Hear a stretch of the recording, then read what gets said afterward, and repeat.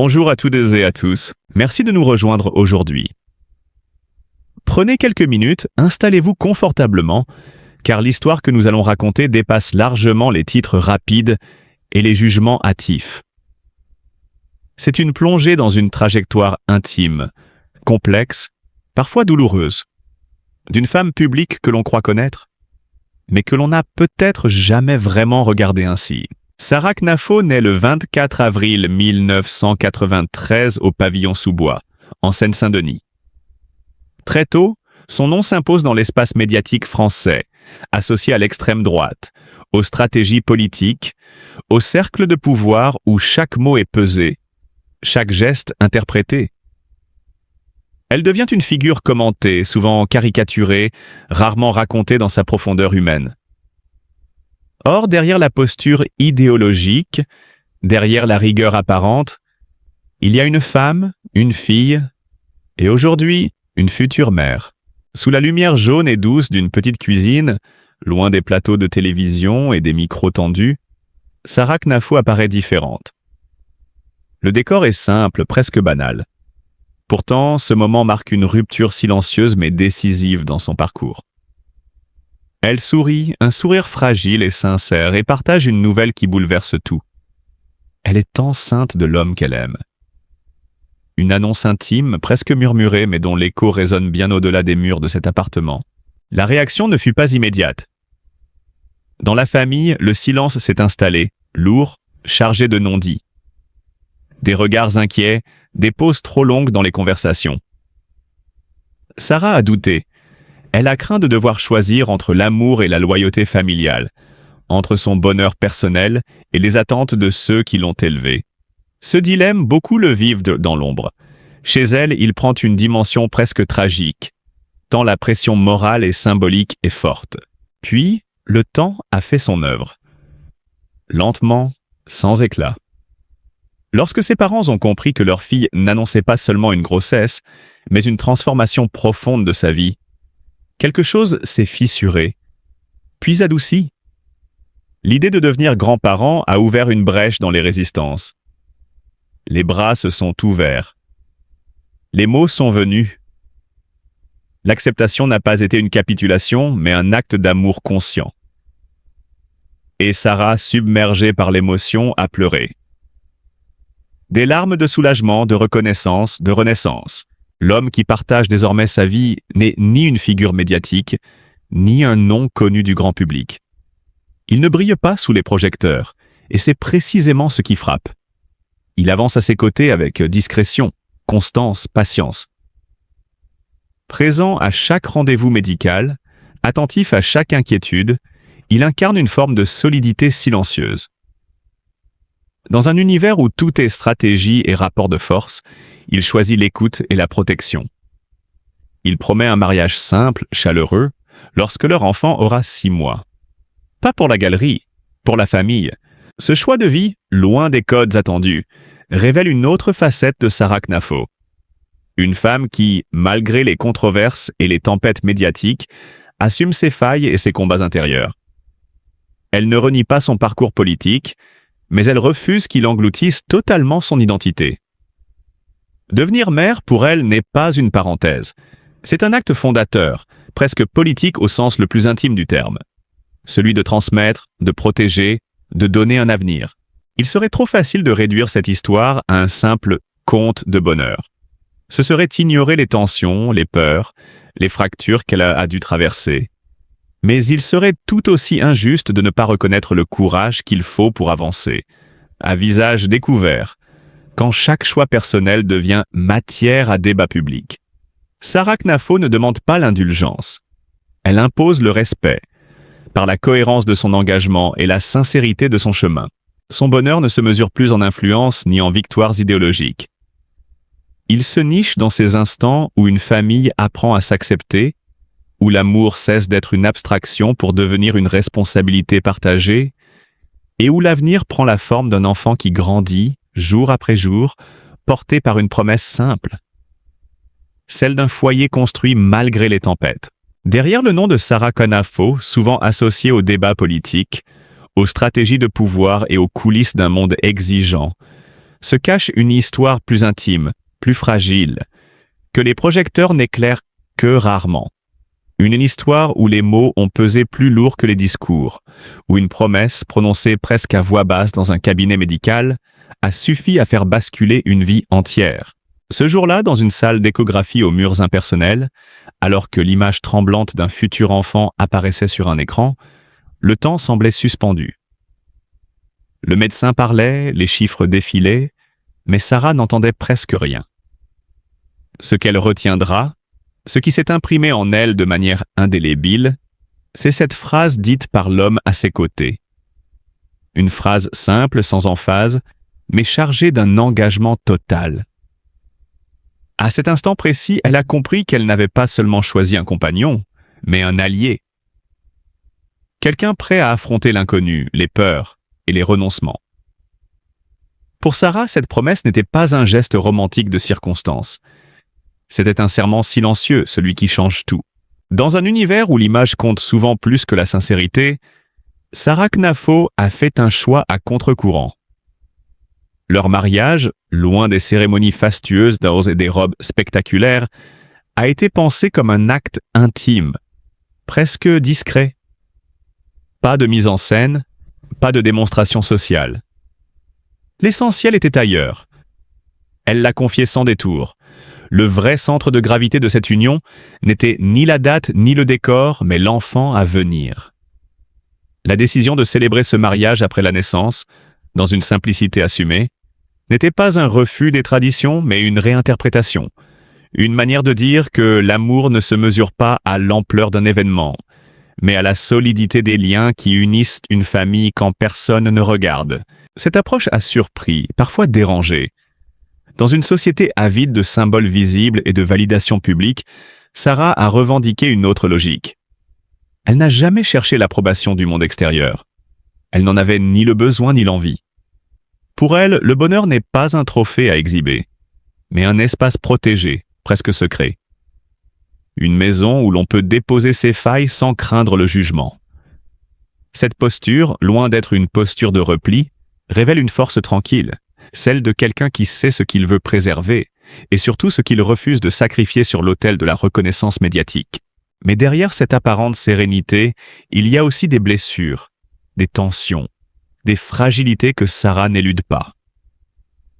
La maternité n'a pas été pour elle un simple chapitre heureux, mais un tournant. L'enfant qu'elle porte n'est pas seulement le fruit d'un amour, il est devenu un lien entre des histoires familiales parfois dissonantes, entre des silences anciens et des incompréhensions jamais vraiment réglées. La grossesse a agi comme un révélateur. Elle a obligé chacun à se repositionner, à réapprendre à écouter, à aimer autrement. Là où les mots avaient échoué, la perspective d'une nouvelle vie a imposé une évidence. Il fallait reconstruire ou accepter de se perdre. Dans ce processus, Sarah Knafo apparaît moins comme une figure publique que comme une femme confrontée à l'essentiel. Elle ne romantise pas les difficultés, ne transforme pas les épreuves en slogans. Elle les regarde en face. Elle sait que l'enfant ne résout pas tout, qu'il n'efface ni les conflits ni les blessures passées. Mais elle croit profondément à sa capacité à ouvrir un espace nouveau, à forcer les adultes à se dépasser, à faire un pas vers l'autre. Ce n'est pas une vision naïve, c'est une responsabilité assumée. Aujourd'hui, l'histoire de Sarah Knafo n'est pas celle d'un conte de fées moderne. C'est celle d'un équilibre précaire, construit jour après jour entre engagement, renoncement et espoir. Une histoire où le bonheur n'est jamais crié, mais protégé. Où l'amour ne se prouve pas par des gestes spectaculaires, mais par la constance, la fidélité à une promesse faite un matin, dans le silence feutré d'un cabinet médical. Une promesse qui, pour elle, a tout changé. Pendant des années, Sarah Knafo a donné l'image d'une femme que rien ne fait vaciller. Une trajectoire maîtrisée, un discours sûr, une présence publique construite avec une précision presque chirurgicale.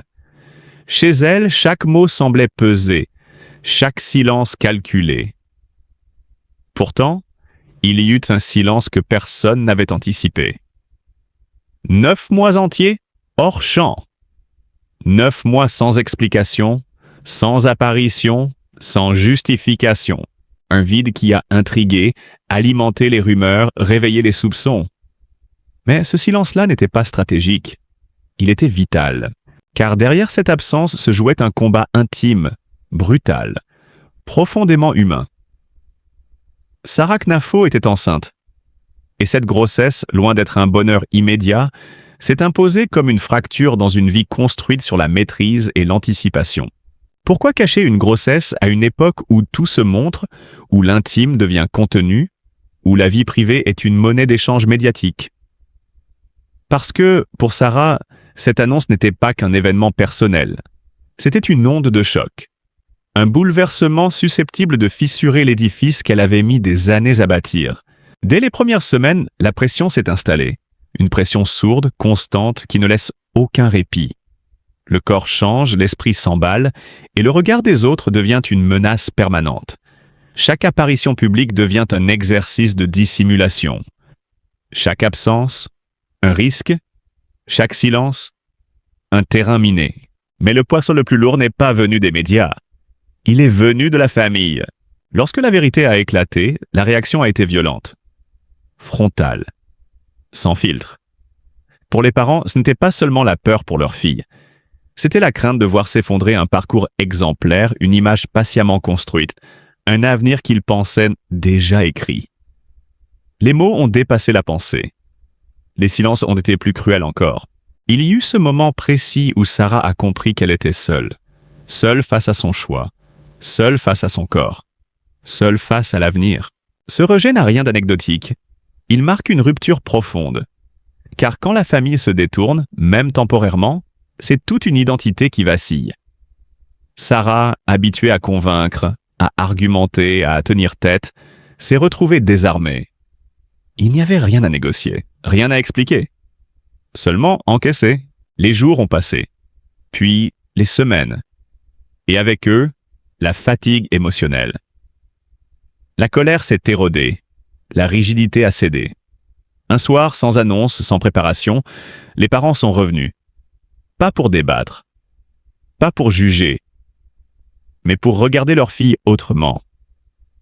Non plus comme une figure publique ou une réussite sociale, mais comme une femme. Les larmes ont coulé. Longtemps. Sans mots. Ce fut un moment suspendu. Une réconciliation fragile, imparfaite, mais réelle. L'acceptation ne fut pas immédiate, mais elle était en marche. Et parfois, c'est tout ce dont on a besoin pour continuer. Dans cette période de tension extrême, un homme est resté. Un homme que personne ne connaissait vraiment. Un homme sans fonction officielle, sans exposition, sans pouvoir apparent. Là où certains voyaient une faiblesse, Sarah a vu un refuge. Lui ne lui a jamais demandé d'expliquer. Il n'a jamais cherché à contrôler le récit. Il a simplement été présent. Quand la peur montait. Quand les doutes envahissaient les nuits. Quand le futur semblait trop lourd à porter. Cette relation presque invisible tranche avec l'univers habituel de Sarah Knafo. Elle révèle une autre facette. Celle d'une femme capable de s'abandonner, de faire confiance, de parier sa vie sur quelqu'un qui ne promettait ni gloire ni sécurité, mais une chose essentielle, la loyauté. Et puis il y a eu la peur ultime, celle de devenir mère. Une peur rarement avouée, souvent jugée, presque taboue chez les femmes fortes. Sarah a douté, profondément.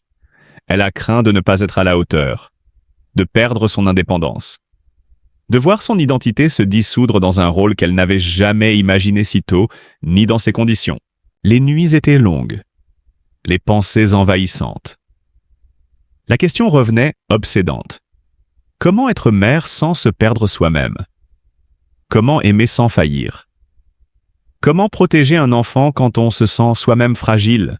Ce ne sont ni les discours politiques, ni la reconnaissance publique qui l'ont aidé à traverser cette tempête intérieure.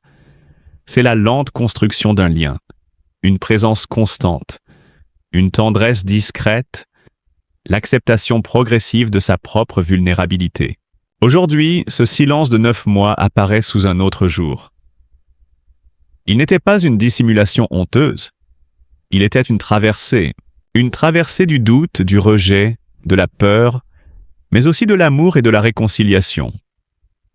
Derrière la figure publique souvent réduite à ses prises de position, il y avait une femme en train de devenir mère. Une femme confrontée à ses limites. Une femme obligée de choisir entre l'image et la vie. Et peut-être est-ce cela qui dérange le plus. Parce que cette histoire rappelle une vérité inconfortable. Même les personnalités les plus exposées, les plus sûres d'elles, traversent leurs moments de solitude loin des caméras. Et parfois, le courage ne consiste pas à parler fort, mais à se taire assez longtemps pour survivre. Chers amis, si vous êtes arrivés jusqu'ici, ce n'est pas par hasard. Derrière les débats, les polémiques et les étiquettes politiques, il y a avant tout une femme. Une femme qui doute, qui aime, qui a peur, qui espère. Sarah Knafo n'est pas seulement un nom dans l'actualité ou une figure que l'on juge à distance.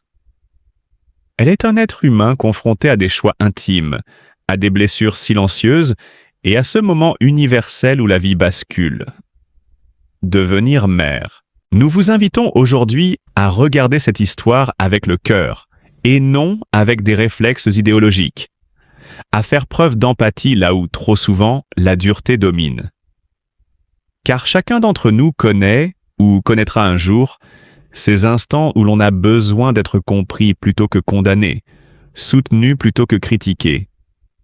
Aimer, fonder une famille, affronter le regard des autres, ces épreuves dépassent les clivages et nous rassemblent.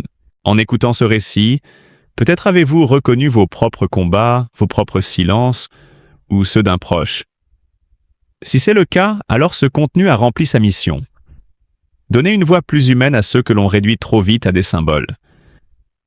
Rappelez que derrière chaque personnage public, il y a une fragilité, mais aussi une force admirable. Si cette histoire vous a touché, si vous pensez que la bienveillance mérite plus de place dans le débat public, alors soutenez notre travail.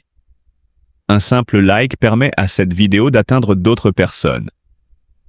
Un partage aide à diffuser un message de compréhension et de respect. Et en vous abonnant à la chaîne, vous nous donnez la force de continuer à raconter ces destins complexes, sans simplisme, sans haine, mais avec profondeur et humanité. Votre soutien compte énormément. Ensemble, faisons vivre un espace où l'on peut analyser, questionner, mais aussi aimer et comprendre. Merci du fond du cœur et à très bientôt pour une nouvelle histoire. Merci de nous avoir écoutés. Si cette histoire vous a touché, n'oubliez pas de soutenir la chaîne et de partager votre regard en commentaire. À très bientôt pour une nouvelle plongée au cœur des destins qui façonnent notre époque.